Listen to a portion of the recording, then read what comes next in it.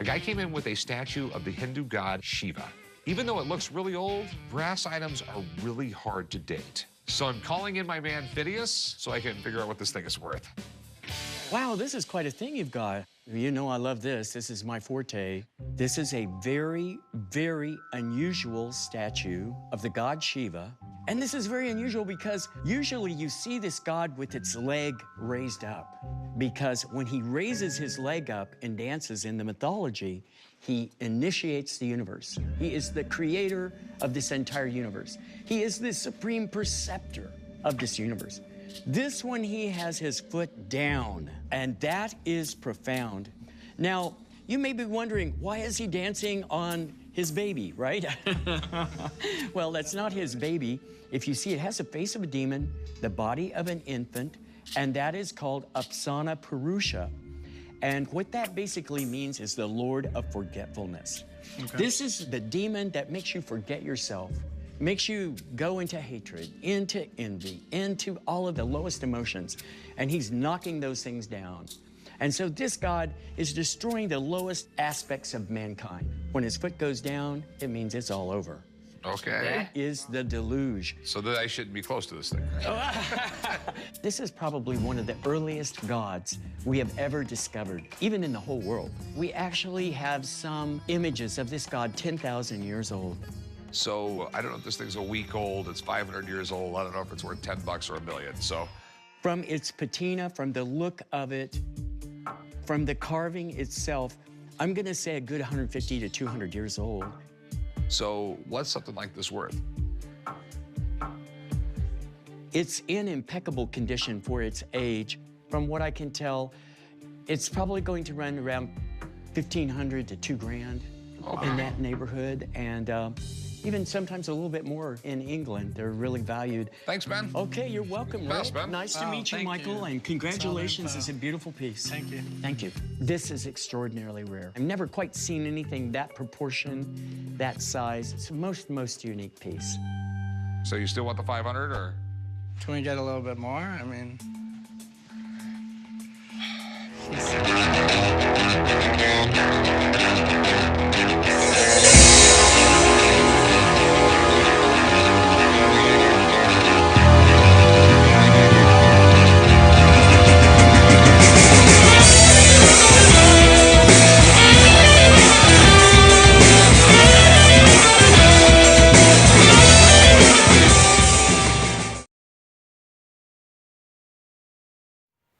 Hey, this is Aaron from Punks for Progress. I'm sitting here with Doc Phineas. Man, your resume is too long for me to even try to attempt rattling it off.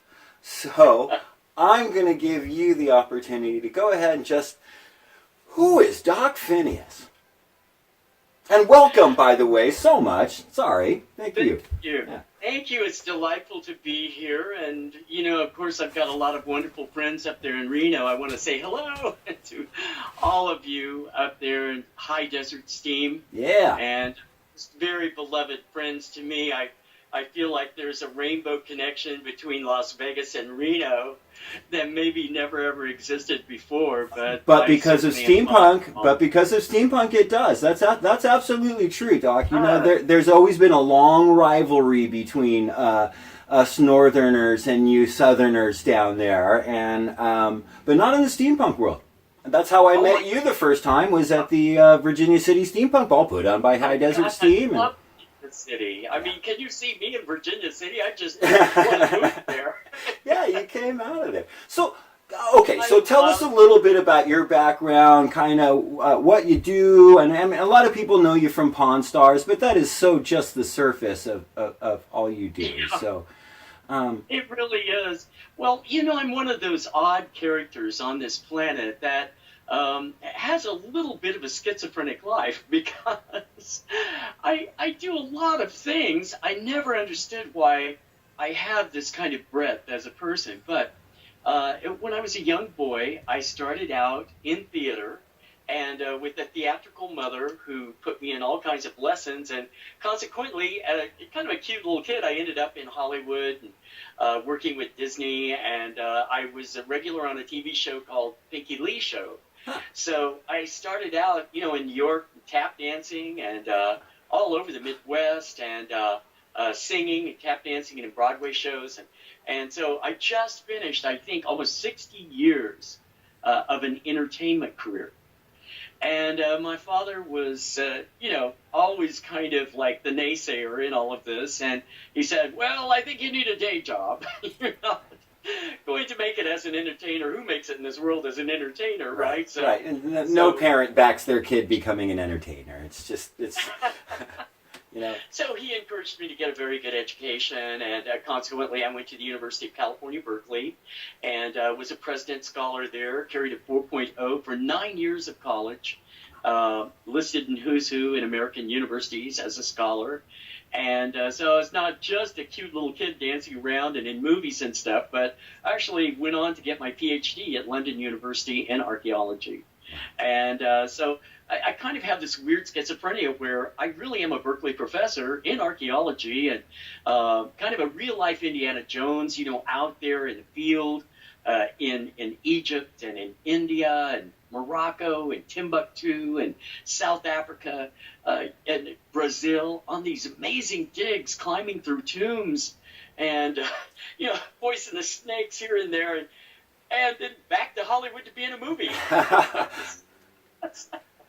Very, very strange existence. And these last 16 years, I've been here in Las Vegas. I came over from California and joined, as an adjunct professor at the university, and have taught all sorts of interesting classes to students here. And my students kind of adopted me as the crazy Mr. Wizard on campus. The only guy that looks like this, right?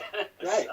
Because you are 24. Yeah, Doc is 24/7. Just interesting experiences. So it's just been a fun, amazing life, and with this incredible veneer of steampunk, really solidly over the last 10 years out there in every convention, traveling the country and helping people put on their own conventions, and producing the Las Vegas convention, Steamathon.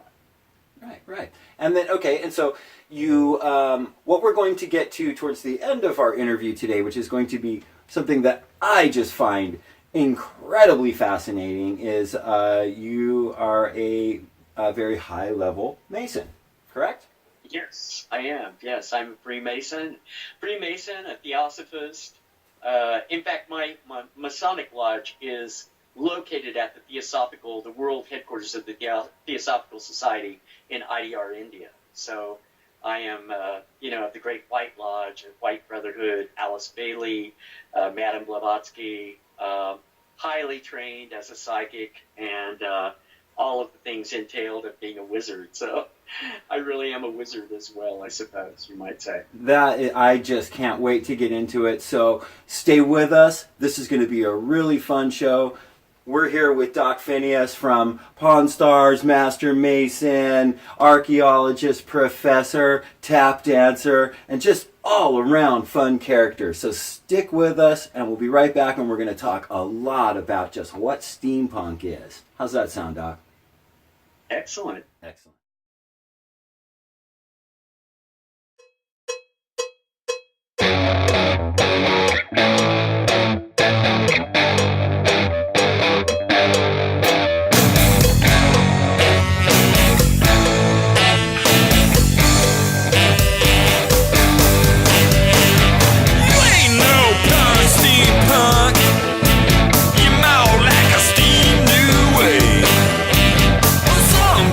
Fashion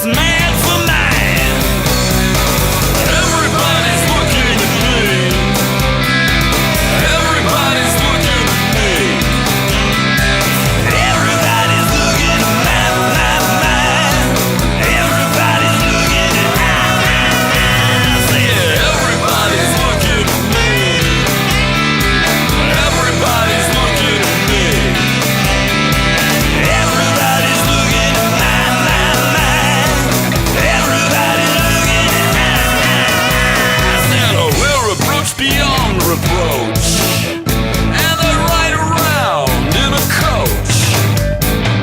Loosen up your bustle, come out with me, alright. I never ever cross the street without that steampunk shit complete. To tell you a little story, I got Peter Lorre holding on the tails of my coat. Everybody's looking at me. Everybody's looking at me. Everybody's looking at my. Everybody's looking at I said everybody's looking at me. Everybody's looking at me. Everybody's looking at my. Everybody's looking at I said I'm all wrapped up in a cloak. Some call it snuff, I call it coke. In the handle of my cane, driving me insane. Yeah, baby, maybe twice your age. Coated in blood, stocking and boots. You take prices on to undress. Everybody's looking at me. Everybody's looking at me. Everybody's looking at Everybody's looking at I said everybody's looking at me. Everybody's looking at me. Everybody's looking at Everybody's looking at I said everybody's looking at me. Everybody's looking at me. Everybody's looking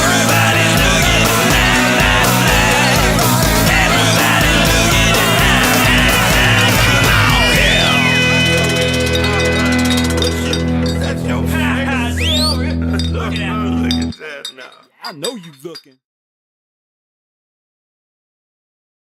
Hey, I'm here with Doc Phineas. There he is. So, Doc Phineas, you are in many ways an ambassador of steampunk of sorts. You really do travel around a lot and kind of, Johnny Appleseed with gears on it, and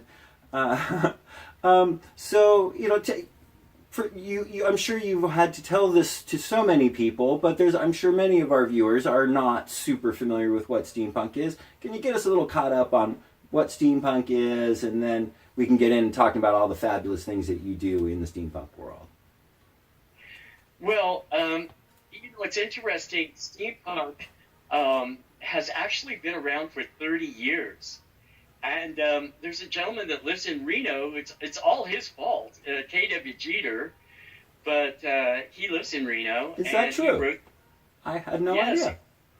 He wrote the book Morlock Nights, where he was basically writing novels where he kind of took off where Jules Verne left off, and writing in that sort of idea of Victorian science fiction and that whole genre that these Victorians had this amazing technology, pretty much based on steam.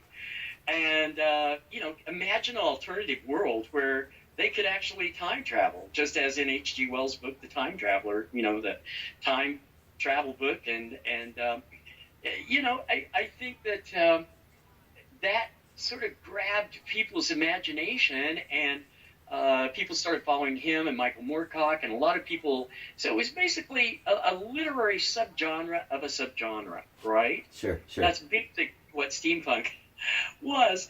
And then with the evolution of the cosplay movement, and particularly, I'm going to say, like in the last maybe 6-7 years, people started producing steampunk conventions kind of side by side with Ren fairs and with Comic-Con, in anime being so popular. Right. And so then you have this evolution of these amazing steampunk makers and steampunk writers and authors and just people taking the whole genre to the next level. And then you have guys like me, who I'm probably the first steampunk to really cross over pretty much into television and film. Sure.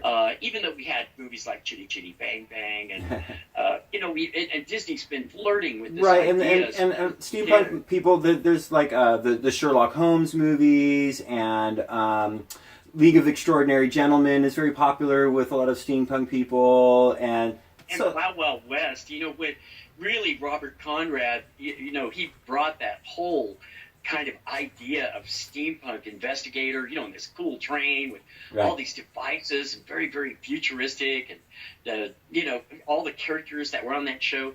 I really think that's probably the most steampunk television show that ever existed. Sure. They didn't even know it was steampunk. We didn't have a word for it back then. That was just Wild Wild West fantasy. But certainly that is where this all came from, and I have become kind of like this person who's familiar throughout the world, probably through Pawn Stars, where a #1 show right now in France, if you can imagine, and Australia, and my Nielsen's are like 20 million viewers worldwide, and I have fan clubs like in New Zealand, Australia, Pittsburgh, Boston. At Punks for Progress, you got a fan club,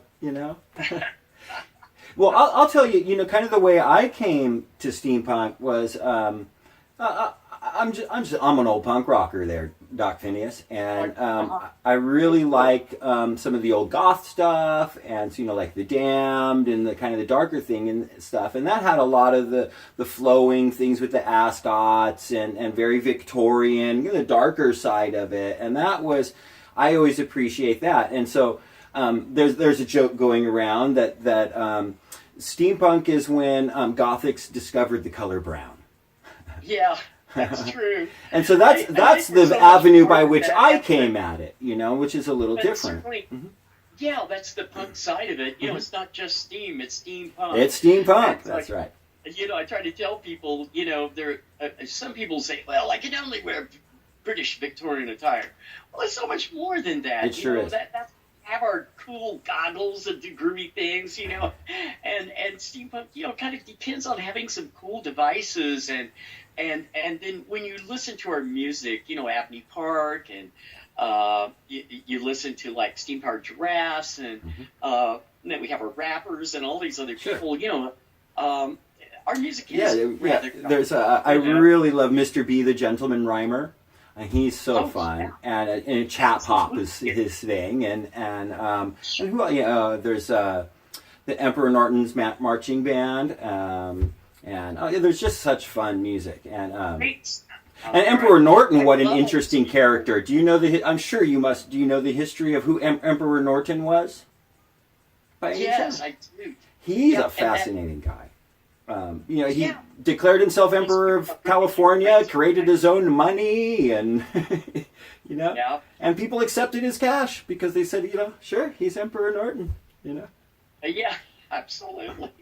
And these are some of the elements I love so much about steampunk is it has imagination, but it's also attached to histories, and there's nuance. And when you look at a person wearing their steampunk garb, or there's so much attention to detail with all of it. That's what is so impressive to me. Is you can't just buy the top hat, and tails. There's so much more involved, and when it's done right, it's just so rich. My top hat's made by hand. My goggles are made by hand.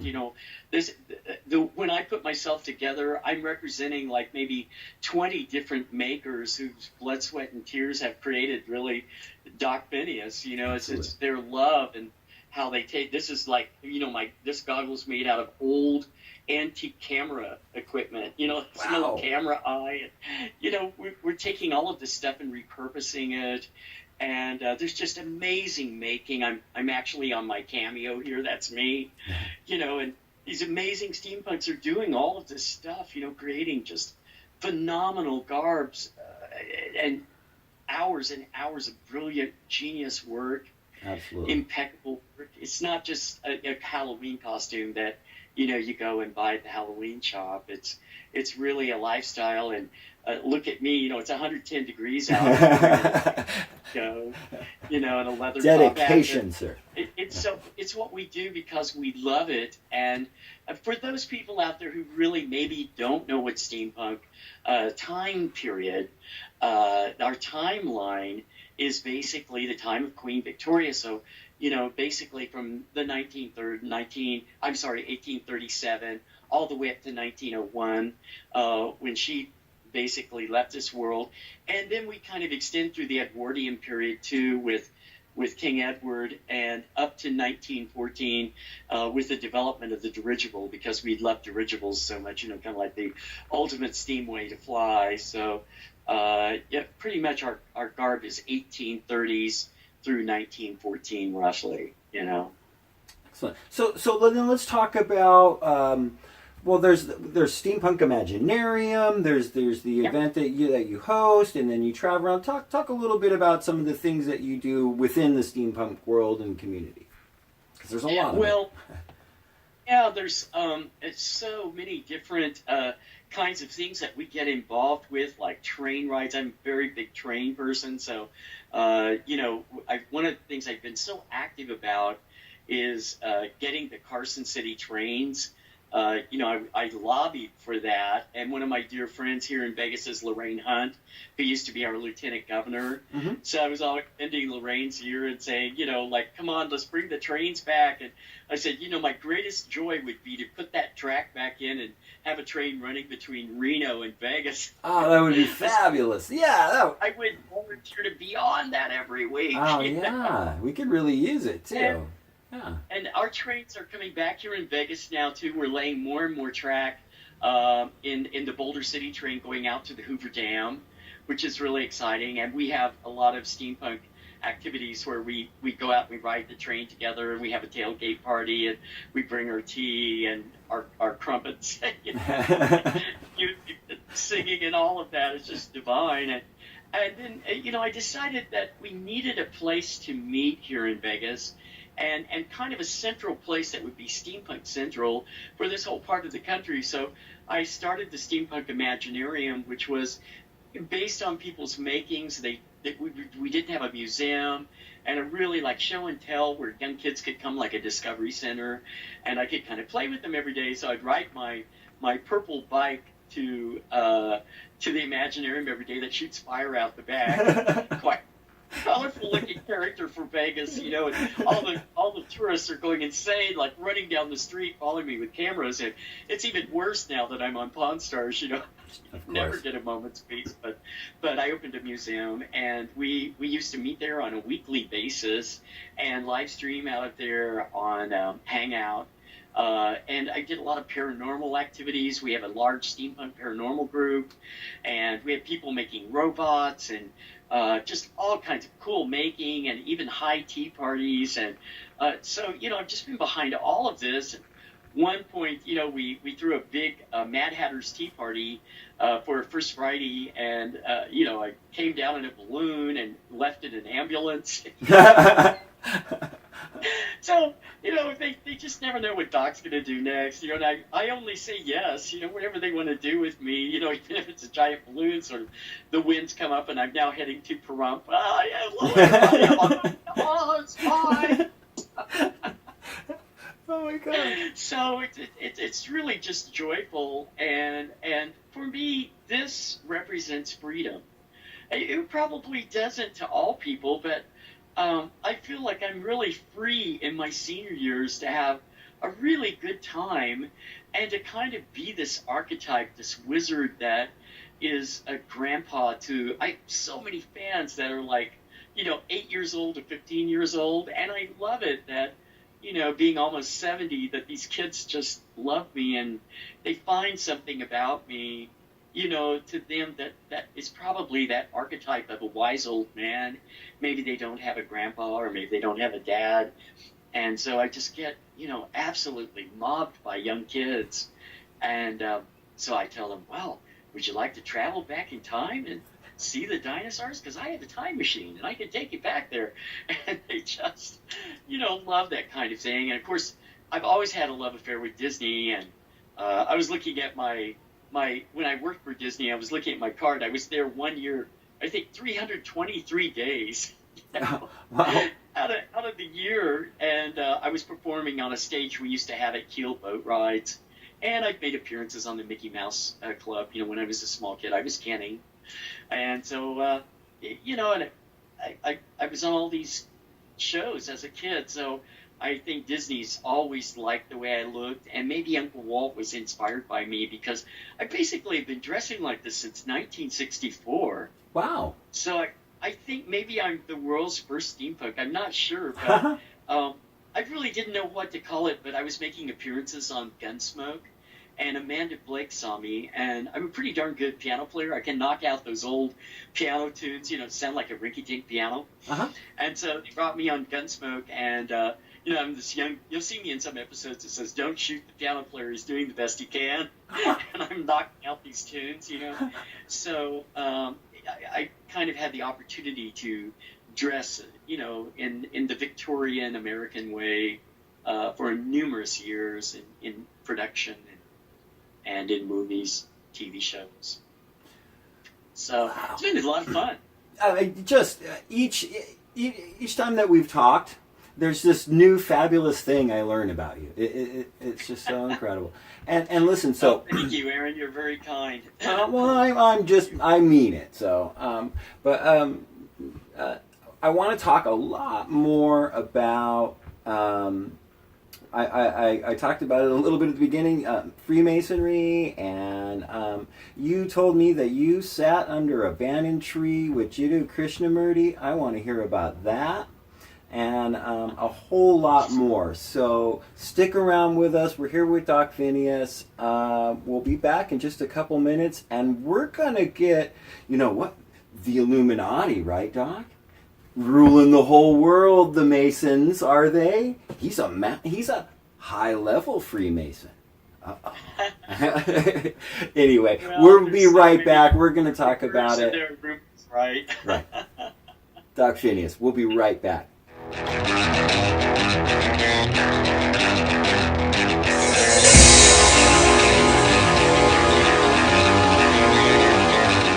Meteorologist Mike Chilinas, and I absolutely love the Steampunk Imaginarium. My man Doc Phineas is one of my favorite guys in the whole wide world, and it's in the store at Antique Traders on Decatur. And you see the old Texaco gas pump right here. It's right there in the front door when you go in. We're going to go inside, and we're going to see some of the really, really cool stuff that they have in here. And I love this old graphophone. Look at that. Isn't that cool? Go right in for a close-up. Ladies and gentlemen, boys and girls, steampunk actually is a literary subgenre of a subgenre. Now, if you're going to make sense of that, we are basically an organized group of people who are very much loving the Victorian idea of science fiction. I love that. So, you know, if you look back at the works of Jules Verne, 20,000 Leagues Under the Captain Sea, Nemo, H.G. Wells, you know, The Time Machine, all of that inspired the steampunk movement. And in the 1980s, like roughly around 1987, one of our authors, K.W. Jeter, who was writing in that same kind of, you know, format like Jules Verne, that same idea, Victorian science fiction, new ideas, and steam technology, they asked him, well, what do you call this literary genre that you're writing in? And he said, well, I don't know, I guess steampunk. The garb is very, very important to steampunk, and some people put thousands of dollars into creating their outfits, and you can see this magnificent cane I've got that's gas-powered. Isn't that cool? Designed by Dr. Brassy Steamington, and we have these amazing makers making the coolest stuff. So, and wingtips. everywhere I go, you know, these young people are coming up to me, oh, I really like what you're wearing. And I think it's great. What young person doesn't want to wear a cool pair of goggles? Well, tell me about the goggles, because you told me about those last year, Yeah, and what those really are a sign of and what they mean. Well, these come from the old Masonic orders, and it's initiator goggles. So you basically pull them down over your eyes for certain types of initiation. And they come from Masons in my family, actually my grandfather's goggles. So, you know, a lot of us are wearing family heirlooms. Sure. It's a way of kind of showing respect for our family, the journey that they've been on, and taking a look at their lives and trying to see if there's anything that we can borrow from that time period that has relevance to today. And we're into vintage. You're inventors. Inventors, but kind of into vintage things. You know? Yeah, of course. Yeah, very cool. Yeah, we're looking. So you would kind of refurbish things Yes. from one thing, let's say a toaster, into a time-traveling machine or something like that. Absolutely. We're always looking for weird things that we can kind of tinker with. Well, I mentioned before I do love a good fez. Nothing better than a fez, and there's really nothing better than an authentic fez. I mean, this isn't something you're going to pick up at the dime store, folks. Well, I'm dating myself. We don't have dime stores anymore. We do have the dollar store, though, you know. But look what I found underneath here. Steam Up Onto the Empire, Las Vegas, January 29th to January 31st, 2006 coming up. Doc, tell us. Yes, sir. Boy, we have one of the best steampunk conventions anywhere on the planet, right here in Las Vegas at the beautiful old Main Street station. And that's downtown, very near, Fremont Street. And it's an old Victorian hotel filled with Victorian antiques. My friend Doug Frank will be there. I'll be there. I'll be there. We're going to have Mike there. And some really great bands, the Velveteen Band, Monsieur Jacques Fromage. And this year we're emphasizing the empire. So we're taking a look at the British Empire and its relationship to steampunk. Real quick, Doc, where can people get a hold of you? You can get a hold of me, well, if you'd like to go to docphineas.com, you can always find a way to contact me there. And I'm here at the Imaginarium, and we're located here next to Trader Joe's at 2101 South Decatur. And where else can they see you on TV? A rather popular show. On TV, yes, I go out to 152 countries. I'm on Pawn Stars as the Antiquities Expert. So make sure to tune in to Pawn Stars. You'll see me in there busting people. We're going to tell if it's real or if it's Memorex.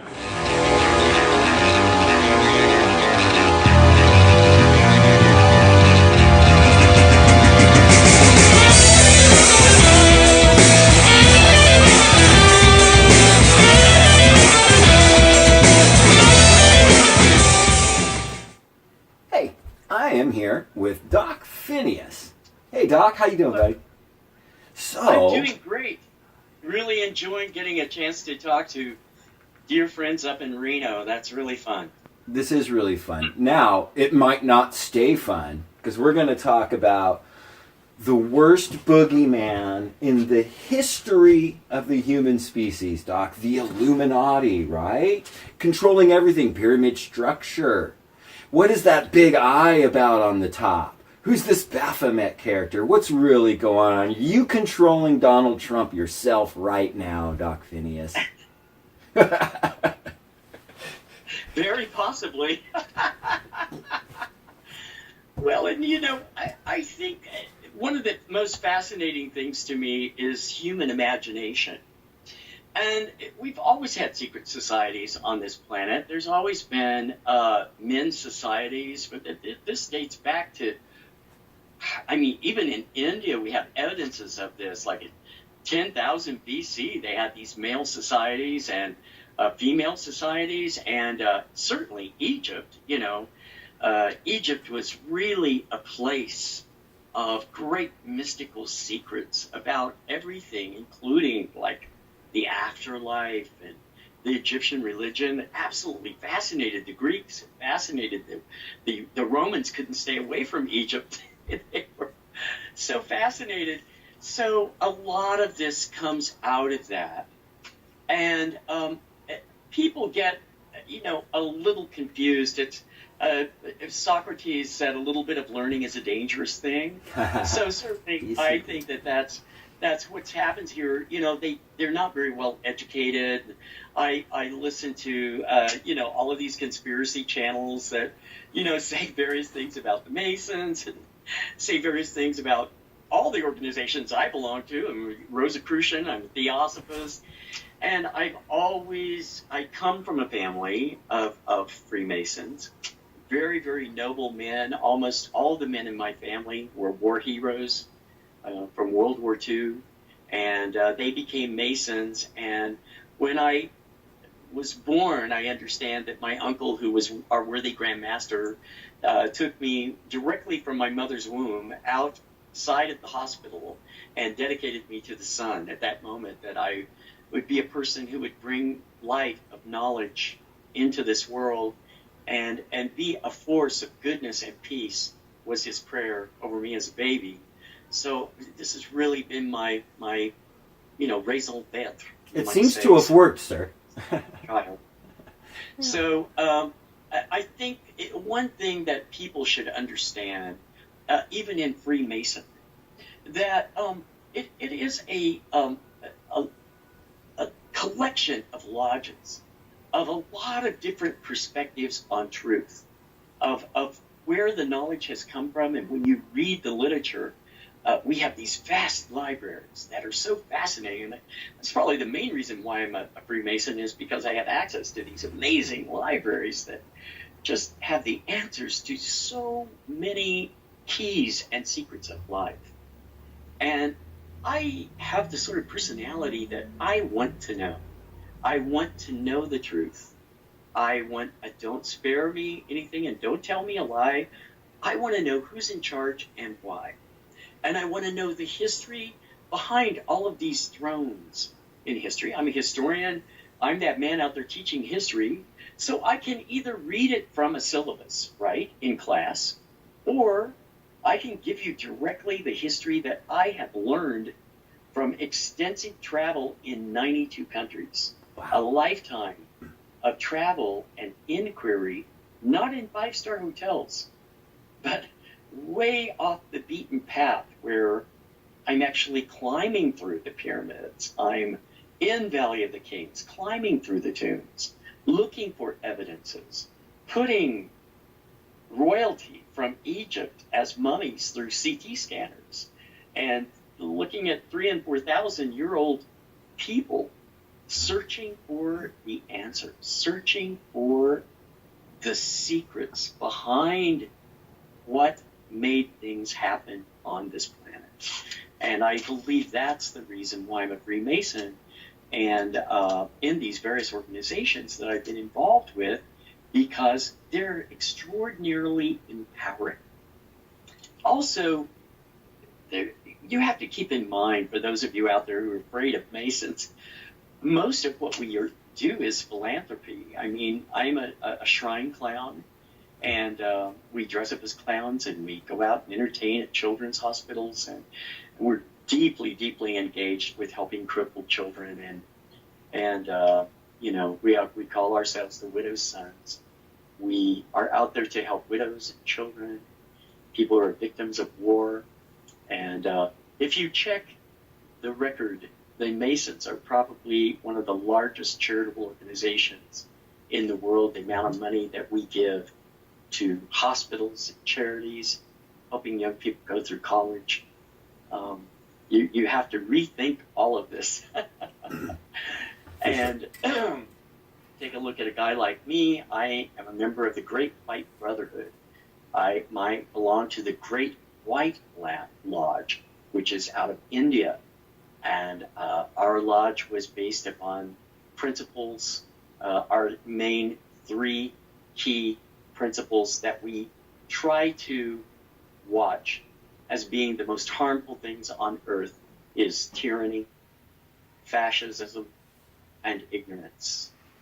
And that we try to keep humanity away from, gross ignorance and ruled by people who, are being brainwashed, and people who have not had the opportunity for travel and education to really understand Earth and to try to come up with a plan to make this a better world, a world of understanding and communication, comparative religion, understanding comparative cultures, And that idea that Earth is small.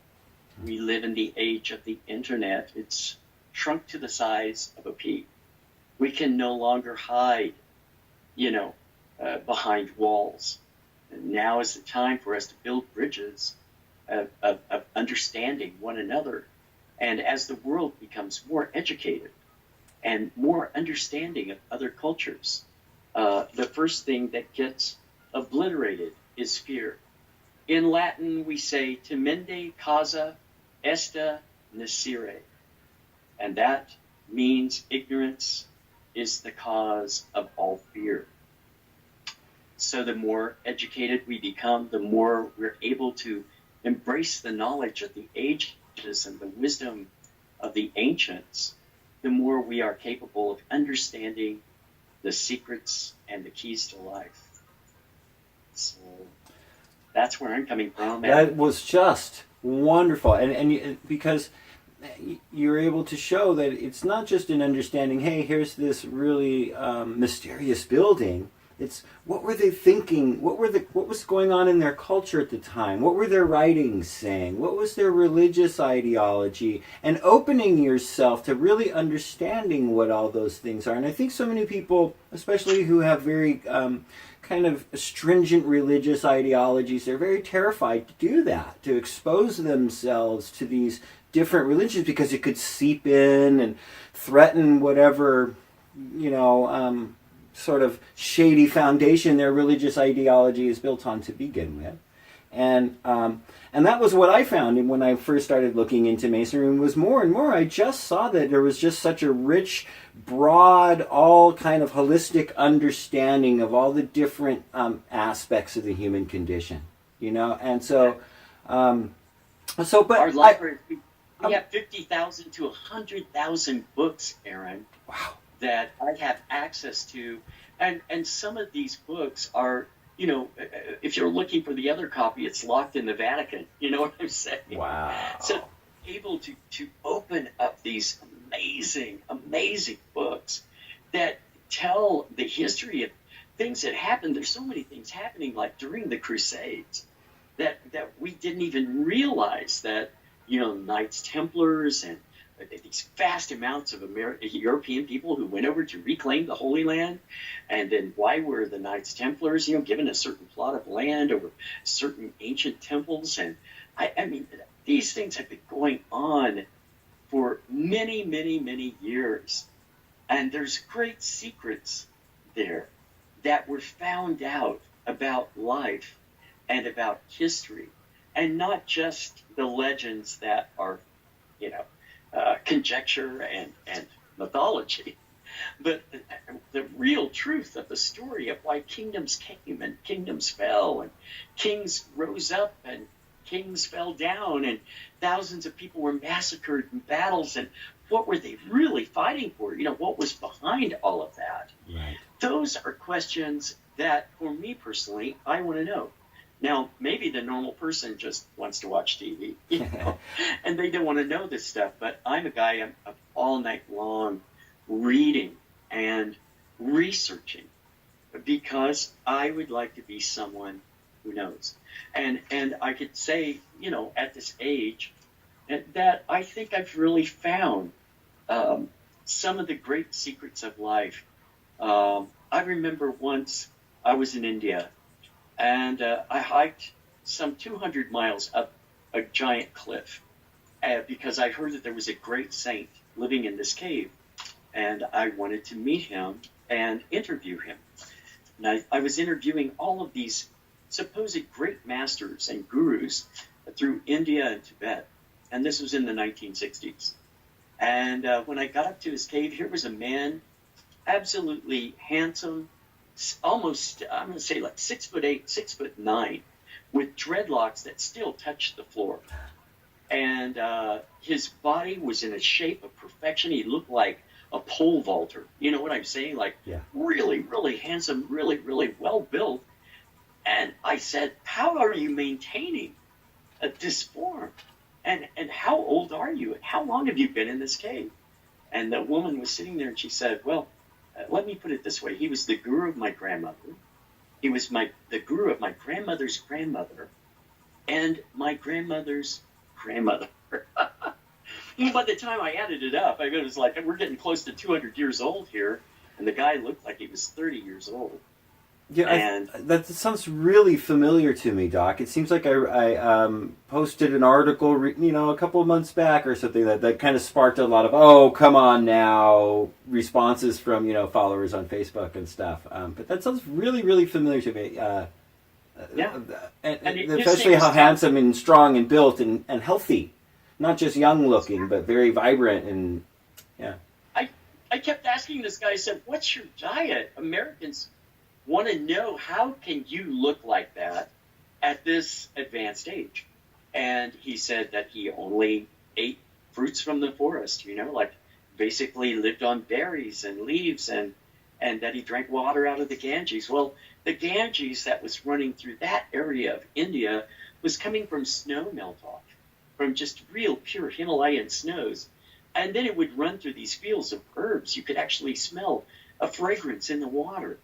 And so he was probably eating some of the most pure, as we know, these snow melt-offs, are filled with all sorts of rich minerals, and that's some of the best water in the world is Himalayan snow water, right? So that's probably, what was sustaining this person. But beyond that, he was in a very, very high state of peace, practicing yoga and meditation. So we have to keep our minds open to the truth. We cannot say our way is the only way. I'm going to guarantee people who believe that only Christianity is right, that when you get to heaven, your neighbors are going to be a good Buddhist and maybe a good Baptist. Who knows? Everybody has their form of truth. And this guy turned to me and I said, what is your most profound teaching? And what he said to me was that more dangerous than nuclear war and more dangerous than all of the weapons that man had is small-minded thinking. And I've come back and he said, I want you to take that statement to the world. They will never know who I am, but they will know who you are. And this was in 1980. I really didn't have a TV show or anything like that going on. He told me these things, and he said, I'm telling you now that the day will come when you'll have 3 million people viewing you a day. And I thought, what is he talking about? The college teacher, I couldn't figure out what he was speaking about. And my Nielsen's last Thursday were 20 million people worldwide watching me on Pawn Stars. And I think that I'm teaching people about profound truths, even in mundane things like, giving appraisals and the history of certain objects that they have in their home.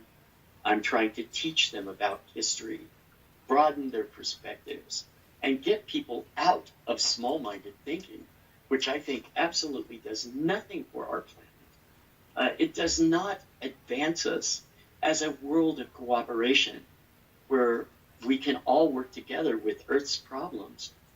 That comes through communication, through sophistication, and through having a heart that is a heart of a friend. No matter who you meet, that you're coming forward as a friend. I've traveled extensively in Muslim countries, for instance.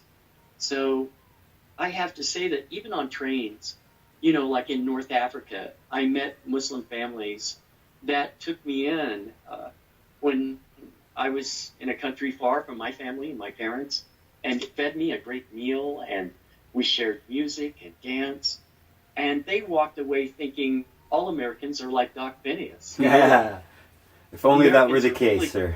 Cool. They're very open-minded, and they're loving, and they liked our food, and I shared some of my dances, and they shared some of their. They were saying, what's a typical American folk dance? I taught them to do the limbo. But the thing is, if you go as a friend, as you're meeting people throughout the world, you'll always have one, right? Yourself. That's right. So I think it's kind of my job in life to embody the best of all of these teachings and wrap them and package them into one personality. And that person be someone who just is loving and accepting of all people. I'm a time traveler, so in being a time traveler, a certain amount of enlightenment comes. And I think it's my job in this world to try to be that enlightened grandpa that maybe most kids don't get. Wow. Doc Phineas, everybody.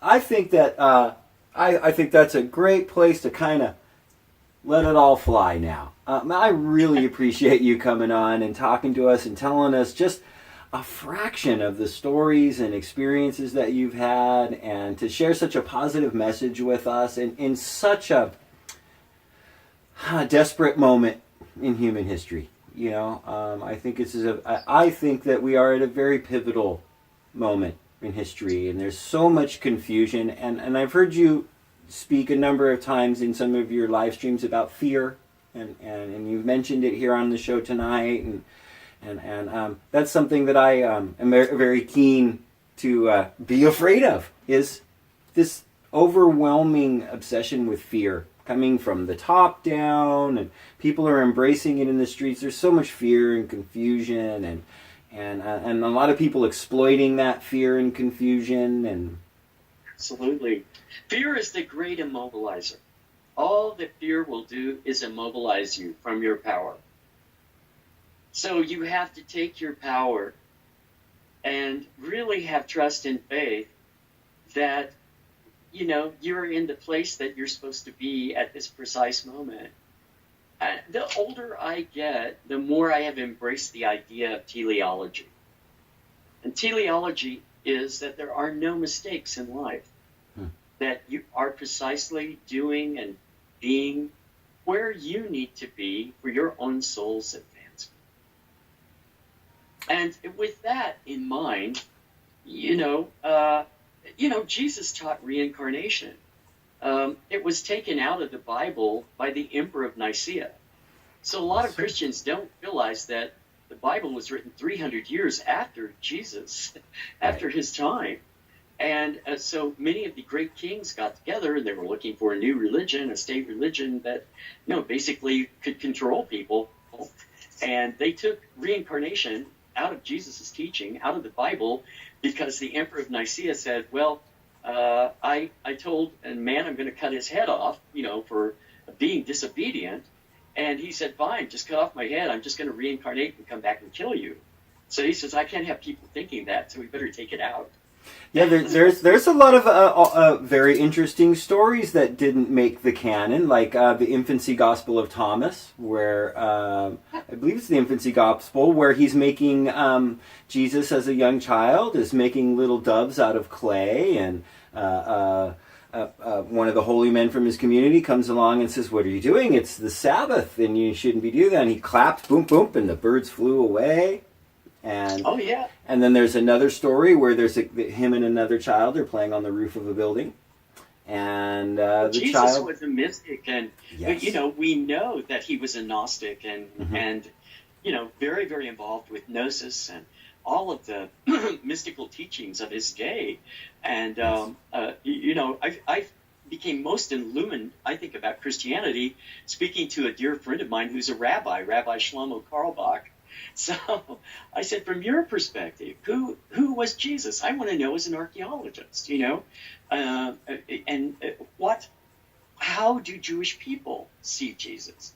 And he basically was quite candid with me that, a lot of Jewish people, what he felt at that time period, found Jesus to be a great rebel. And he was really a rebel rouser. Wherever he went, there were, all kinds of rebellions going on. Absolutely. And they were very terrified at the time that Jesus was going to bring the wrath of the Roman government down on them, and they had Rome administering them like a foreign power. And he would stand right up to Caesar and say, render to Caesar what's Caesar's, render to God what's God. And basically people thought that he was a Messiah and he was a living avatar. So when you have that, it's a great challenge to the people who, like Herod, who was a king, I think we're looking at this religion in completely the wrong light, that we've gotten way off track. I agree. I've always had the feeling that if Jesus did reincarnate and came back, that nobody would recognize him. You know, he would be so different from the way he's been painted as this blue-eyed blonde. He's right. And, you know, and so consequently, unfortunately, you have these religions that are more myth than they are reality, and pastors out there preaching things that are just so hateful. They don't have a thing to do with the original religion which was love and acceptance of all people and all different kinds of people. I mean, his best friend was a prostitute. You know, like, come on, you know, like they missed this religion completely, and I think taking the teachings of probably who was a very, very cool guy. Yeah, he was very cool, and made it something awful that you can use to hate others, and xenophobia, and the Ku Klux Klan, and these strange manifestations of culture that have nothing to do with being a loving person or an accepting, progressive person. That's right. Who wants to see a kinder, gentler, more loving world.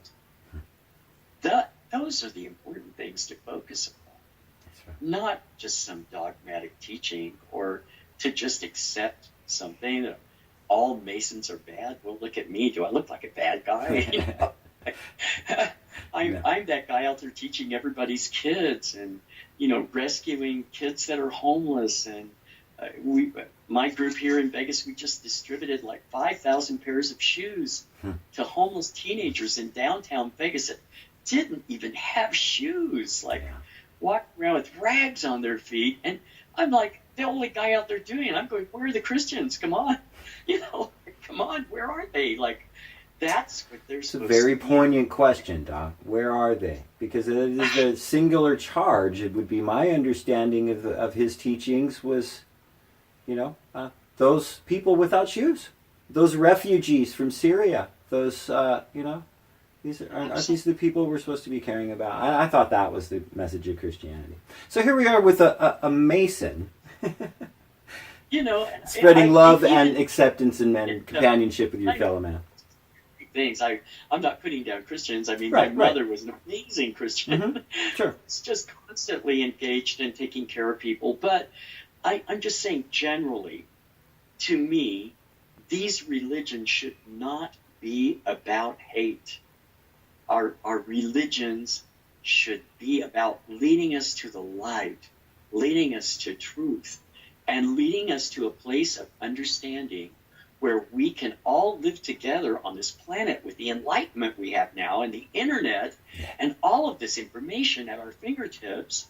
Why can't we live together with peace and understanding, and rather than using our money for building a wall because we're afraid everybody's going to get in, use our money for medical breakthroughs and cancer and AIDS and helping people who are struggling with these terrible illnesses every day, and building better roads, building better schools, paying our teachers a decent salary. We're missing the point. Yes. And that great guy that I met when I climbed up to his cave in the Himalayas said something to me that echoes within my being every single breath I take. And he said to me one day, "You only have what you give. And if you can't give it, you don't have it." That's fabulous. I think about that every day. It's not about being a billionaire living in a big golden tower and you're mightier and bigger than everybody else because you're rich as Midas, right? I am impressed by the people who give. And it's not about a government who cuts poor people off from their food and Meals on Wheels and our vets and our elderly people. It's about people who want to give food. That's right. A government that's giving to people and helping everybody step up. This meanness has to go. Yes, it has no relevance to the world that we're living in right now. That's right. And there's enough food to go around and feed people. But I also think that we need organizations like Planned Parenthood to help people plan a family that they can't afford, and to help us voluntarily cut down the world population, and certainly not hate gay people. They're the only people making the sacrifice in an overpopulated world. They've got to change their intellectual level and step up to the plate to really understand that there's reasons for everything that we find in the world, and stop this bullying of people and name calling. Just stop it. It's not kind. It's not gentlemanly. And to me, it's just déclasse, What's happened to our country? And I think, I have relatives that signed the Declaration of Independence, relatives that fought in the Revolutionary War. And certainly my family, the feeling was we were creating a country that was a kinder, gentler country that did not have fascist ideas and did not have tyranny. And there was a separation of church and state. Most of the secret society history and stuff is so much not scary when you really get looking into it and who they were. And at one point I almost even considered becoming a Mason. So I came at it from a place of being very, very skeptical. But I'll be honest with you, I still retain some of that skepticism. But for the most part, what I've experienced are very educated, really interesting people who understand so many things from so many different walks of life, and I understand that is intrinsic to Masonry, and so.